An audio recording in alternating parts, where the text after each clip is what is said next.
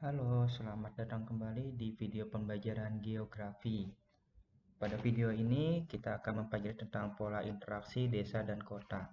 Jadi setelah mempelajari video ini, nanti kita dapat menghitung kekuatan interaksi dan pola interaksi antar wilayah.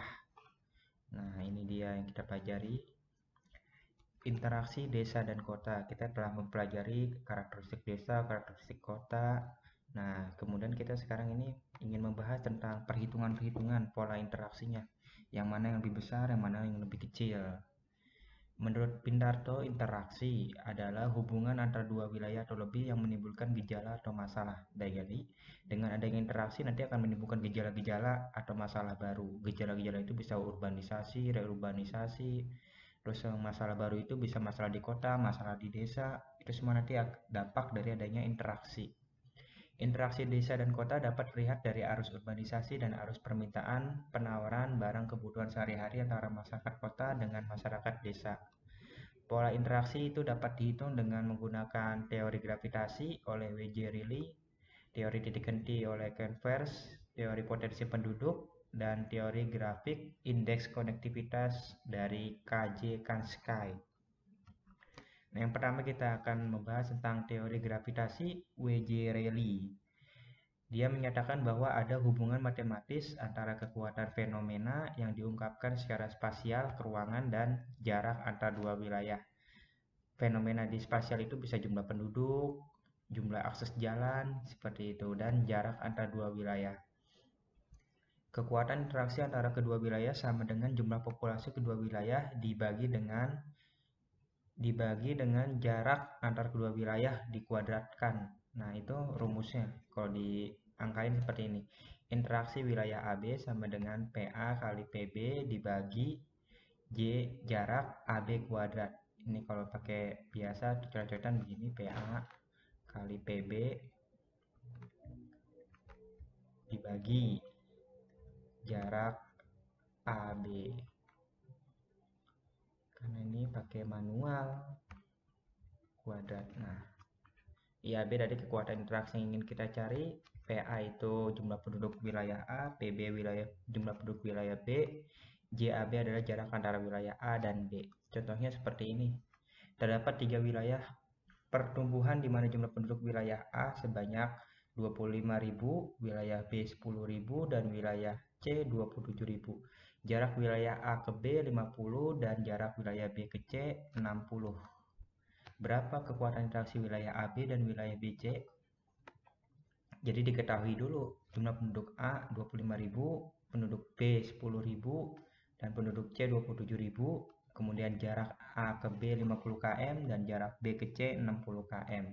Jadi ini harus ada diketahuinya dulu. Ini ditanya, ini diketahui.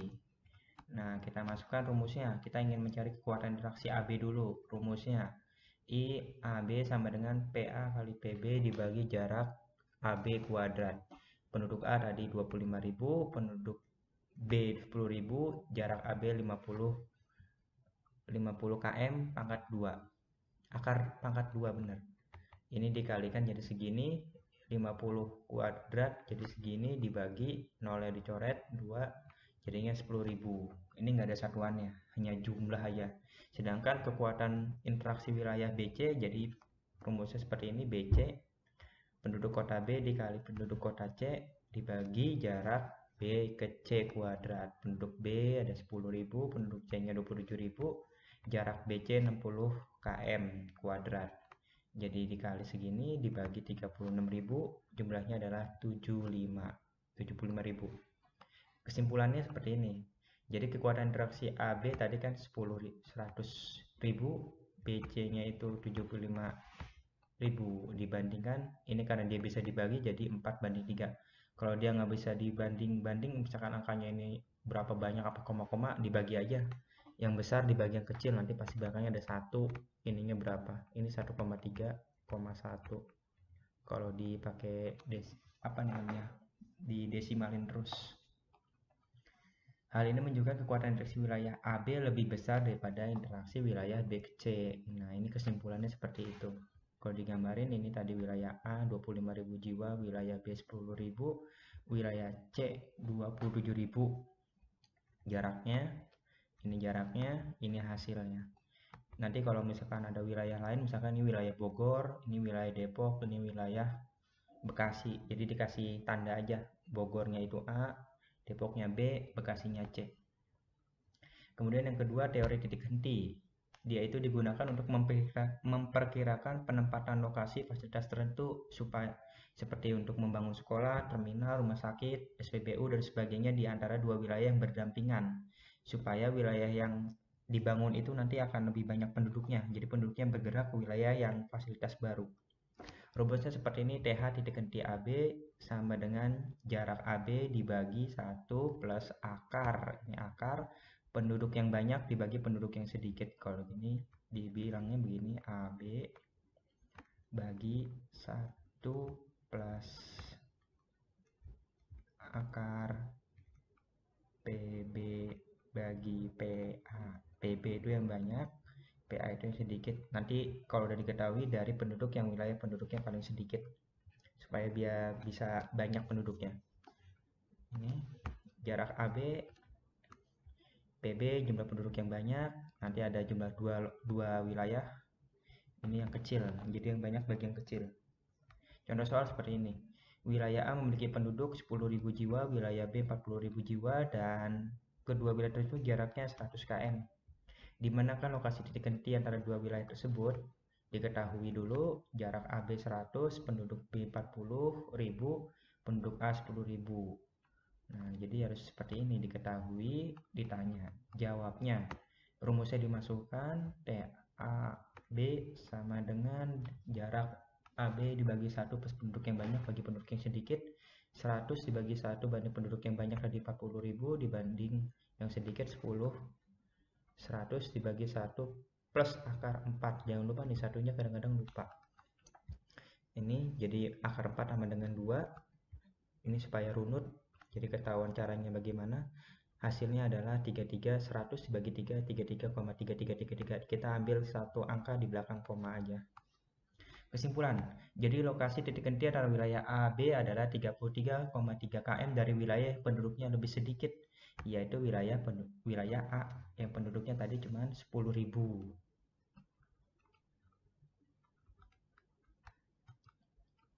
Nah, diharapkan dengan dibangun fasilitas umum di lokasi 33,3 km dari wilayah A akan membuat wilayah tersebut berkembang. Jadi kalau dibuat skemanya seperti ini, tadi penduduk A-nya 10, penduduk B-nya 40, jadi ini jaraknya 100, tengah-tengah 100 itu adalah 50, ini 25, jadi kira-kira 3,5 itu adanya di sini, 33,3 adanya di sini. Jadi lokasi titik hentinya di sini. Jadi nanti orang yang dari sini pindah ke sini jadi rame. Yang ketiga, teori potensi penduduk. Nilai potensi penduduk menggambarkan seberapa besar kemungkinan penduduk dari suatu wilayah untuk melakukan pergerakan atau berinteraksi dengan wilayah penduduk di wilayah lainnya. Garis khayal yang menunjukkan wilayah-wilayah yang memiliki potensi penduduk yang sama disebut isoplet. Jadi nanti ada garisnya, jadi ini penduduknya semuanya sama kekuatan interaksinya. Rumusnya seperti ini panjang ini. Potensi penduduk A sama dengan penduduk A dibagi setengah kali penduduk AX. Ini jaraknya paling dekat. A itu kemana, bisa ke B, bisa ke C, bisa D. Nanti dilihat jaraknya paling dekat yang mana. PPA tadi udah, potensi penduduk wilayah A. PA jumlah penduduk wilayah A. DAX wilayah paling dekat dari wilayah A itu jaraknya kemana. DAB berarti jarak AB. Nah, jadi seperti ini. Ini A berarti jarak yang paling dekat adalah 8 km. Nanti ada jaraknya juga seperti ini. Ini contohnya seperti ini. Ada 4 wilayah saling berinteraksi. Jumlah penduduk kota A 20.000, penduduk B 30.000, penduduk C 40.000, dan penduduk D 60.000. Nih, nanti dicari jarak yang paling terdekat. Kalau dari B, jarak terdekat berarti yang C4 gitu. Seperti ini. Kita nyari satu-satu potensi penduduk yang A-nya dulu. PPA sama dengan PA bagi 1/2 kali DX, DAX jarak yang terdekat dengan A, PB, DAB, PC. Jadi A-nya dulu karena dia nyarinya A, jadi A-nya semuanya di depan. A-nya di depan, A-nya di depan, A-nya di depan, A-nya di depan. Karena A udah di depan jadi B, C, D. Lanjut, dimasukin angka-angkanya. Ini yang paling dekat tadi adalah 8, karena 12 sama 8 lebih kecil 8, jadi dimasukkan ke sini. Ini 30, 12, AB 12. Ini 16 dari mana nih jarak AC.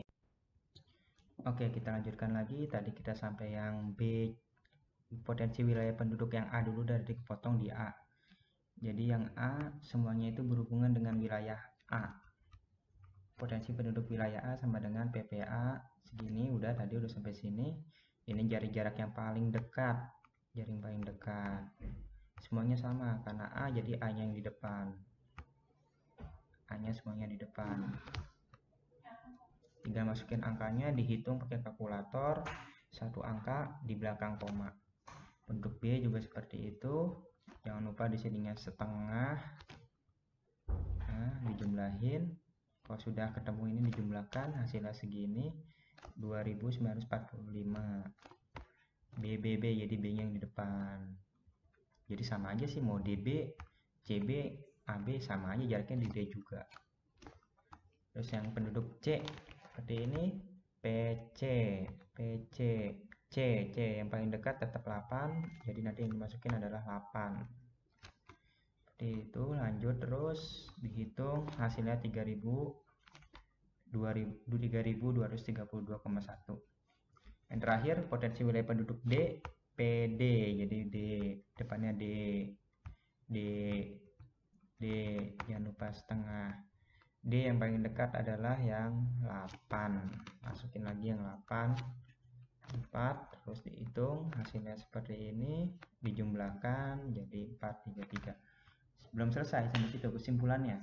Kita harus membuat persentase potensi penduduk setiap wilayah dibagi dengan potensi penduduk yang tertinggi. Tadi yang tertinggi adalah potensi penduduk yang 3000, itu penduduk wilayah mana tadi tuh? Yang 3000 yang D. Kita masukin. Ini yang tadi kita udah hasil-hasil tadi yang dari PPA, PPB, PPD. Nah, itu dari hasil-hasil ini. Nih, tadi hasilnya yang di depan. Yang C paling gede, yang paling gede itu adalah yang D. 47, 43. Nih, dari situ tadi semuanya. Jadi dibanding yang semua yang gede ini, nah dikali 100%, hasilnya seperti ini. Jadi potensi penduduk yang paling besar adalah wilayah D, dan yang paling kecil adalah wilayah A, 59%. Seperti itu. Lanjut, yang terakhir adalah teori grafik. Indeks konektivitas digunakan untuk menggambarkan struktur tata ruang jaringan transportasi ke suatu wilayah atau kota-kota. Tinggi rendahnya interaksi antar wilayah bergantung pada jumlah jalur transportasi yang membentuk jaringan keruangan. Semakin banyak jalur yang menghubungkan dua wilayah, semakin tinggi mobilitas dan interaksi antar wilayah tersebut. Rumusnya seperti ini, konektivitas sama dengan jalan bagi kota. Kita amalnya jalan ke kota. Jalan ke kota. Biar nggak terbalik. Nilai kelancaran atau indeks konektivitas jaringan jalan, jumlah simpul wilayah. Ini simpul wilayah itu biasanya adanya di kota. Contohnya seperti ini, wilayah mana yang memiliki nilai kelancaran interaksi lebih tinggi? Ini ada wilayah A dan wilayah B. Ini kota-kotanya. Tadi kota kita sebutnya sebagai jalan ke kota, E per V. Jadi kotanya yang V. Kita hitung di sini. Kotanya dulu 1, 2, 3, 4, 5, 6, 7. Kotanya ada 7. Kotanya ada 7. Jalan ke kota, jalannya dulu, terbalik tadi. Jalannya dulu 1, 2, 3, 4, 5, 6. Jalannya ada 6. Jalannya ada 6, kotanya ada 7. 6 bagi 7. Berapa tuh 6 bagi 7? Nanti gitu. Yang ini wilayah B, jalan ke kota. Jalan ke kota, jalannya ada 1, 2, 3, 4, 5, 6, 7, 8. 8. Kotanya ada 2, 3, 4, 6. 8 bagi 6. Bener kan nih? 1, 2, 3, 4, 5, 6, 7, 8, 9. Oh, 9. Jalannya ada 9. 8 plus 1, 9. Nah, ini jadinya jalan ke kota. Bener nggak nih 6 per 7? Bener kan 6 per 7? Jalannya ada 6, tadi sudah kita hitung. Tuh, 2, 3, 4, 6. Pokoknya kalau dia keputus sama kota berarti dia jalanan. 0,9. Dan yang nilainya B, jalan ke kota, jalannya ada 1, 2, 3, 4, 5, 6, 7, 8, 9, 9. Kotanya ada 6. Jadi wilayah yang memiliki kelancaran konektivitas paling tinggi adalah wilayah B, yaitu 1,6. Nah, sumber bacaannya ada di buku Geografi Erlangga halaman 120 sampai 126. Semoga dapat dipahami dengan mudah. Kalau ada yang ditanyakan bisa langsung ditanyakan. Sampai jumpa di pertemuan berikutnya. Salam bahagia, semoga selalu sehat dan bahagia.